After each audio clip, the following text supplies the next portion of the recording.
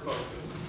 Describe what transparency in county board decision-making means to you, and what about transparency in county manager decision-making for the board?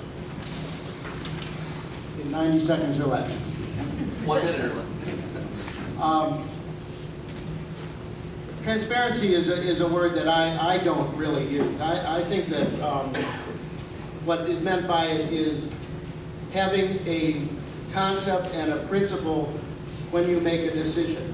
When you make a decision to invest in land, like the Reeves land, or you make a decision to invest in an aquatic center, you need to have the entire reasoning laid out for the people of Arlington, so we know what is going to be required of us, what is going to be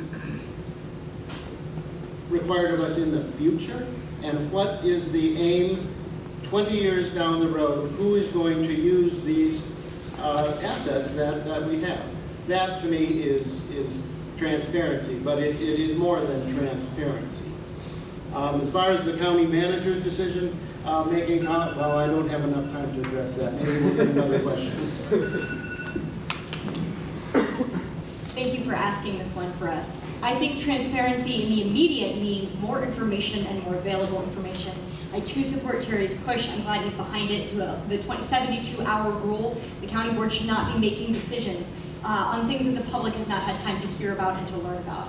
But I think we've got two problems with participation and communication in Arlington. It's who we ask for input and what we do with it when we get it. I think a lot of the transparency is around what we do with it when we get it, reflecting the input that we hear back from the community and being candid with the community about what the parameters are when they're asking them to weigh in. With respect, though, however, to the who we get information from, and this gets to the county manager piece of the question, I think it's particularly important to know that we have many mechanisms for civic engagement, but we're often engaging the same citizens. I want to make it a priority. It's a philosophy that I would be looking for in the hiring of the next county manager, a genuine openness to encouraging participation of underrepresented voices in Arlington. So when we get input, we're transparent about what we're doing with it, we're transparent about how we're communicating, and we're listening to more and all of Arlington.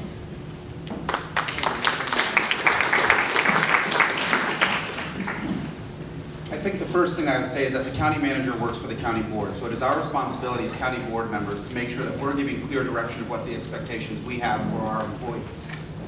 The second thing I'll say is that I report to a board in my job working for William & Mary. I'm also on the board of Community Residences, a nonprofit that was founded here in Arlington, and then I've been on several boards. I've never been on an organization, been part of an organization that doesn't get out its board materials more at least a week in advance. I don't think that's too much to ask for. It's what I'm asked for by my employer, and it's what I ask for as a board member. I think to Katie's point a moment ago is that we have this issue in Arlington that we have a very involved process in the county. You've heard me probably refer to it in the past as something what I have called the illusion of inclusion.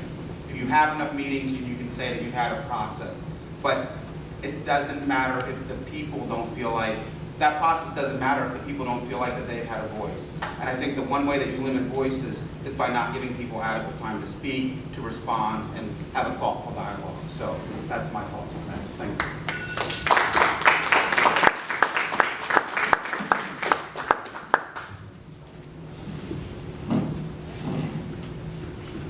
So about transparency. Well, this is something where I think my experience gives me some firsthand knowledge or experience here in what this was. As a planning commissioner, and Christian also served on the planning commission, so he knows what I'm talking about. We have to lead community processes that deal with development issues, proposals, zoning, long-range planning issues. Sometimes these can go on for years, plenty of meetings. And you have to bring together a very diverse and often disharmonious group of stakeholders and try to find a way to bring everyone together. And whenever I thought somebody wasn't being included, I made sure that they were. And I've been publicly acknowledged by supporters for that. Now, to me, transparency means working with everyone in good faith, openly and freely. It means sharing information. It means being respectful of dissension, not ignoring that just because it's not what you want to hear. And basically, being able to have an honest conversation. Because if you can't do it at local government, there's really no hope for it at the state and federal level, because we expect more locally.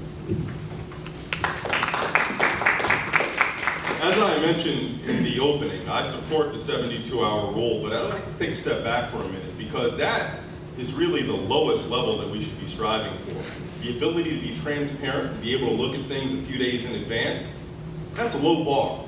The high bar of public participation is that people have sunlight in the process, where information is not only made available, it's digestible, it's discussed in an open and fair manner where preordained decisions are not imposed on people in an attempt to try to engender community will around something that doesn't really reflect the public's opinion. That's what we should be doing in Arlington. That's the essence of what the Arlington Way was designed to be. And we're having a conversation tonight about transparency. That's a low bar for a community like Arlington. We should demand that our county board lead the effort, starting with the manager and really among itself, to do better. If you're going to be open and honest and invite people to participate, you cannot do that with any semblance of opacity in the process. There has to be open sunlight where you are willing to hear people who may ultimately disagree and want to go in a different direction.